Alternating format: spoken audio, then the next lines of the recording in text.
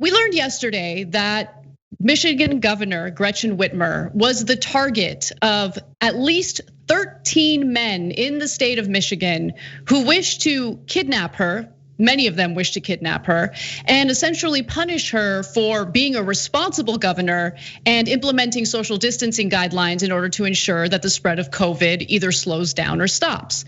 Now, they were unquestionably motivated, encouraged by Donald Trump. But now Donald Trump is turning around and crying, whining in this Twitter rant regarding how Governor Whitmer has not thanked him enough for what he's done for her. I'm not gonna read his entire Twitter thread because it's pathetic and it's embarrassing to have such a weak, sad man lead this country, but I'll read you the relevant portion of it. He says, my Justice Department and federal law enforcement announced today that they foiled a dangerous plot against the governor of Michigan. Rather than say thank you, she calls me a white supremacist, while Biden and Democrats refuse to condemn Antifa, anarchists, looters, and mobs that burn down Democrat-run cities. Well, Trump should probably have a conversation with his own FBI because the FBI has noted that Antifa is not any type of domestic terror threat. However, Trump supporters certainly are, at least the portion of Trump supporters that are motivated enough to attempt to kidnap the governor of Michigan.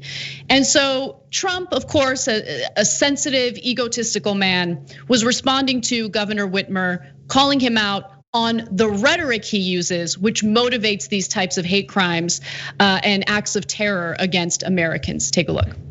Just last week, the President of the United States stood before the American people and refused to condemn white supremacists and hate groups like these two Michigan militia groups. Stand back and stand by, he told them. Stand back and stand by. Hate groups heard the president's words not as a rebuke, but as a rallying cry, as a call to action. When our leaders speak, their words matter. They carry weight.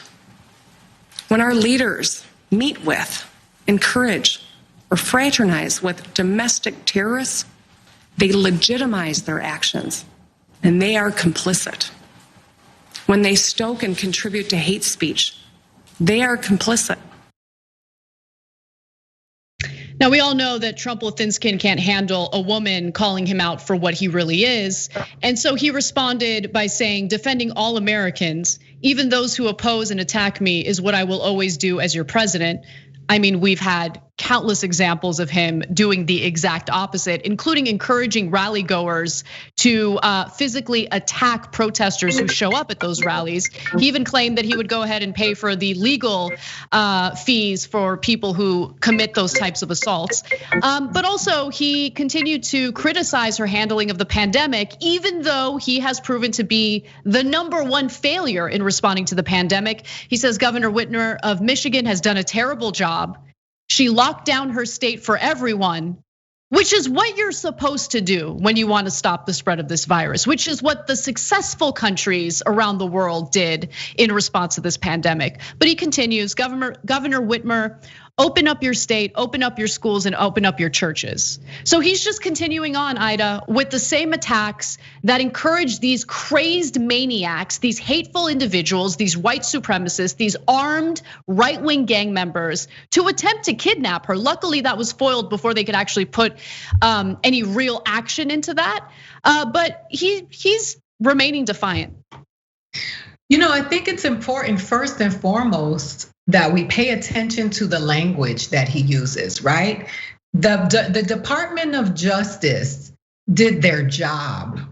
They are not supposed to get praised for doing their job. It's like that Chris Rock joke when the father says he paid child support. You're supposed to pay child support. That's your job. You don't get props for doing what you're supposed to be doing. It doesn't matter what side of the political aisle you're on. Your job as the Department of Justice is to see through for all Americans, whether you agree with their political stand or not.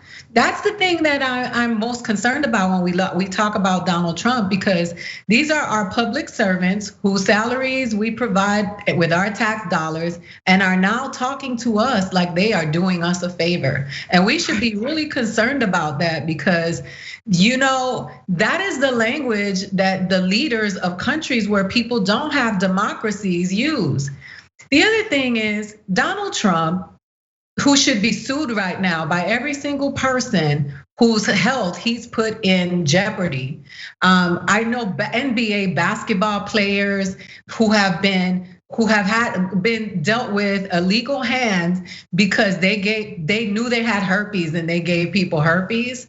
And this man, knowing that he has coronavirus, is going around subjecting and exposing people to this virus that has no vaccine. We have no cure in sight. So, I mean, I go off on these tangents because there are so many things wrong with what we're talking about right now. But at least, to be honest, Black Lives Matter is always getting pounced on, right? The ideology is being conflated with the organization. 13 white men woke up and decided they wanted to snatch up one woman, because she hurt their little feelings. And so what I was saying earlier is that we sit here and we say that Donald Trump really likes to stoke the racist base. No, he specifically is the king of toxic males who are racist. All of those combined with his trying to pretend that he's being tough, that he just bodied the coronavirus, that he's so, he's got this tough guy policy, and he keeps feeding these men who are dangerous and allowing them to run amok in our country, and they are a real problem. These are domestic terrorists. Let's not call them anything else. I actually cringe at myself every time I slip and I refer to them as armed militias, because that makes them sound better than they are. It makes them sound cool, in my opinion. These are gang members. Yep. Through and through. These are gang members. These are radical right-wing extremists in America, and they should be called exactly what they are. And the connection to Donald Trump is clear. Anyone who tries to deny it is intentionally being obtuse.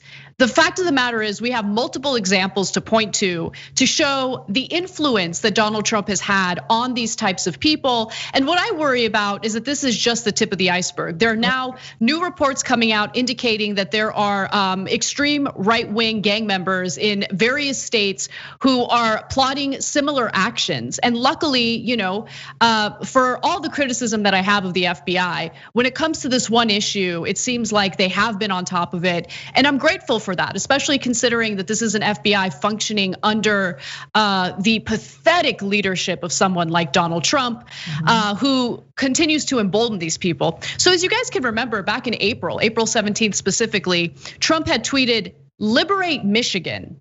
Yep. And that was right after we saw armed right-wingers show up to the state capitol on the day that state lawmakers were going to debate whether or not they were going to continue on with some of these shutdowns and social distancing guidelines. They did it specifically and intentionally to intimidate the state lawmakers. Take a look.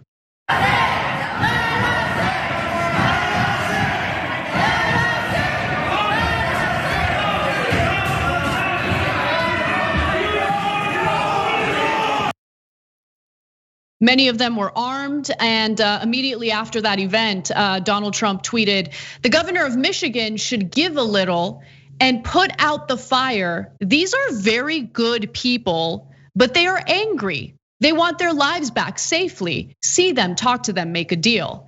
All right, so let's have a discussion about who these very good people are, because it turns out that at least two of the men who have been arrested for plotting to kidnap Governor Whitmer were there that day, armed.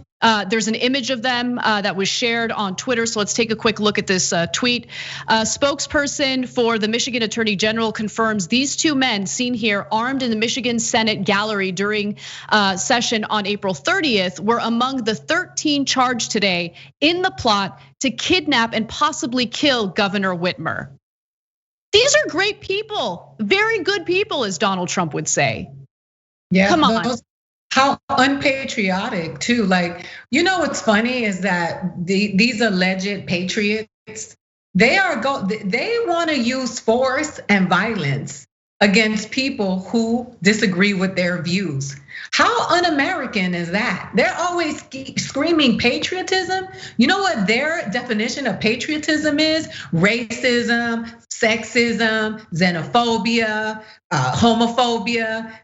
Look at them. Terror, just pure terror. Yeah, they're patriots. That's what their definition of patriotism is.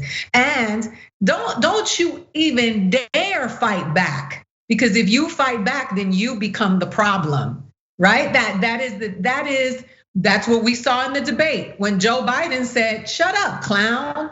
He was wrong for that, right? Because you cannot talk back. And these are the problems that we're having in this country when you talk about the right and the left. Because while the left is crying that words hurt, they are actually planning to hurt people. The right is. And we have to stop. We have to defend ourselves, because and I'm not advocating violence, but I do advocate for self-defense. I think this is a very good indicator that not only their definition of patriotism is wrong, they also think that they can just run all over people who don't agree with their views. Yeah, you're absolutely right. And I don't think that what Donald Trump said during the first presidential debate was a mistake. I think that he said exactly what he meant when he was asked to condemn white supremacists.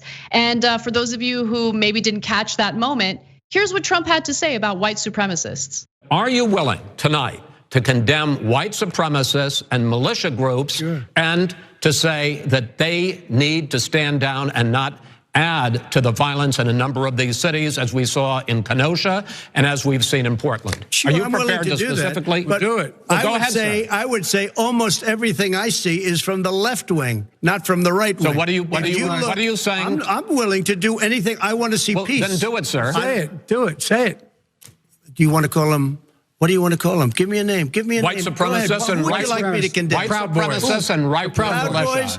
Stand back and stand by. But I'll tell you what. Somebody's got to do something about Antifa and the left, because this is not a right-wing problem. Show me evidence that Antifa and the left are actually a threat to national security.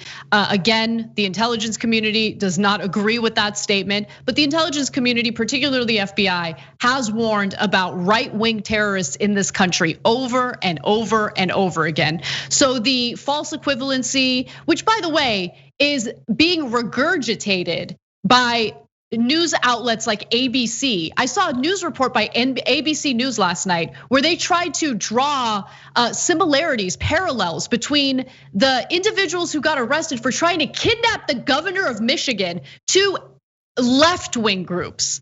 It's just the most ridiculous, irresponsible type of reporting imaginable. And you just heard it right there, Aida. Stand back and stand by. He knew what he was doing. And listen, if anybody was unclear about that, his buddy Rick Santorum doubled down on it when he clarified it on CNN, when he said he's not going to condemn the people who support him. And when asked, are you talking about white supremacist groups? He said, yes, white supremacist groups. So it's not like we're putting words in their mouths.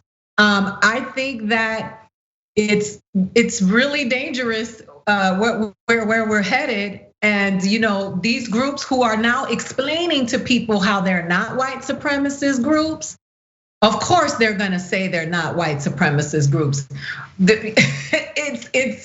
It's becoming a clown show, and we absolutely need people to show up. And until the politicians show up, the people need to show up. They need to show up at the polls, and they need to hold these people accountable, because this is crazy. This is crazy. This is not America. When someone shows you who they are, believe them. Time to believe Donald Trump. Thanks for watching The Young Turks. Really appreciate it. Another way to show support is through YouTube memberships. You'll get to interact with us more. There's live chat emojis, badges.